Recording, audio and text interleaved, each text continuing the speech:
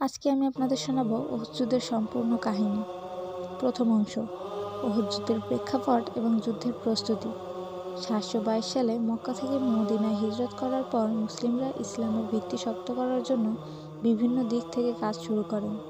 তবে মক্কার কাফেরদের জন্য একটি বড় চ্যালেঞ্জ হয়ে দাঁড়িয়েছিল এটি। তারা মুসলিমদের শক্তি বৃদ্ধির বিষয়টি একদম সহ্য করতে পারছিল না। এরই মধ্যে 725 খ্রিস্টাব্দে অর্থাৎ হিজরি 103 বছর মক্কার কাফেররা এবং মুসলিমদের মধ্যে একটি বড় সংঘর্ষের সম্ভাবনা দেখা দেয়। এই যুদ্ধের প্রেক্ষাপট হলো, মুসলিমরা মদিনায় বসবাস শুরু করার পর কাফেররা তাদের অর্থনৈতিক এবং রাজনৈতিক প্রভাব হারিয়ে ফেলে। এ কারণে তারা মুসলিমদের বিরুদ্ধে প্রতিশোধ নিতে চেয়েছিল। 722 সালে মক্কা থেকে এক বিশাল কাফের বাহিনী 3000 সৈন্য নিয়ে মদিনার দিকে রওনা হয় এবং তাদের উদ্দেশ্য ছিল মুসলিমদের পরাজিত করা এবং ইসলামকে মক্কা থেকে বিতাড়িত করা। মুহাম্মদ সাল্লাল্লাহু আলাইহি সাল্লাম জানতেন যে মক্কা থেকে আসা এই বিশাল বাহিনীকে পরাজিত করা সহজ হবে না, তাই তিনি তার বাহিনী প্রস্তুত করতে শুরু করলেন। মুসলিম বাহিনীতে তখন প্রায় 1000 সৈন্য ছিল, যার মধ্যে 70 জনের মতো ছিলেন যারা উহুদ যুদ্ধে শহীদ হন। এই বাহিনী ছিল বিভিন্ন ধরনের, যারা ছিলেন সশস্ত্র, অনেকেই ছিলেন নবীন সৈন্য। নবী মুহাম্মদ সাল্লাল্লাহু আলাইহি সাল্লাম তাদের উদ্দেশ্যে বলছিলেন, ধৈর্য ধরো, দৃঢ় থাকো এবং আল্লাহর পথে যুদ্ধ করো। যুদ্ধের পরিকল্পনা করার সময় নবী মুহাম্মদ সাল্লাল্লাহু আলাইহি সাল্লাম তার বাহিনীর জন্য একটি গুরুত্বপূর্ণ নির্দেশনা দেন। তিনি তাদের বলেছিলেন, যুদ্ধের পরিপ্রেক্ষিতে তোমরা যেন কোনোভাবেই পশু হত্যা না করো এবং সৈন্যদের পদক্ষেপ যেন সঠিক হয়।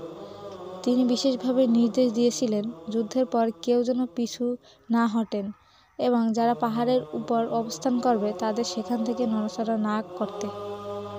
মুহাম্মদ সাল্লাল্লাহু আলাইহি সাল্লাম বাহিনীর একটি গুরুত্বপূর্ণ অংশ হিসেবে 50 জন আর্চার ধনুকধারী সৈন্যকে পাহাড়ের চূড়ায় অবস্থান করতে পাঠান। তাদের উদ্দেশ্য ছিল মক্কার কাফের বাহিনীর পিছন থেকে আক্রমণ করে তারা মুসলিমদের সাহায্য করতে পারবে। এদিকে মক্কায় কাফের বাহিনীও যুদ্ধের প্রস্তুতি নিতে শুরু করেছিলেন। তাদের নেতৃত্বে ছিলেন আবু সুফিয়ান, যিনি মক্কার সবচেয়ে শক্তিশালী নেতাদের একজন ছিলেন। কাফের বাহিনীর সৈন্যদের মধ্যে ছিল অভিজ্ঞ এবং শক্তিশালী যোদ্ধারা, যারা নিজেদের পরাজিত হওয়ার কথা ভাবতেও পারেনি। তাদের যুদ্ধের লক্ষ্য ছিল মুসলমানদের ধ্বংস করা এবং ইসলামের বিস্তার থামিয়ে দেওয়া। মক্কা থেকে আসা বাহিনীর রণকৌশল ছিল যে তারা মুসলিমদেরকে একটি সরাসরি আক্রমণের মাধ্যমে পরাজিত করবে।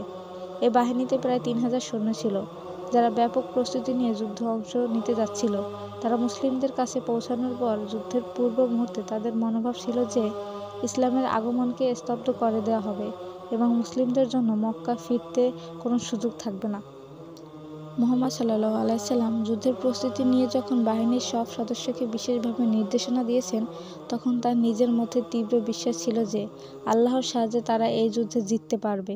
কিন্তু পরবর্তী যেটি ঘটে তা ছিল এক অবিশ্বাস্য পরিস্থিতি। উহুদ যুদ্ধের আশ্চর্যজনক সেই কাহিনী আপনারা দ্বিতীয় অংশে শুনবেন। ততক্ষণ আমাদের সাথেই থাকুন এবং আমাদের চ্যানেলটি সাবস্ক্রাইব করুন।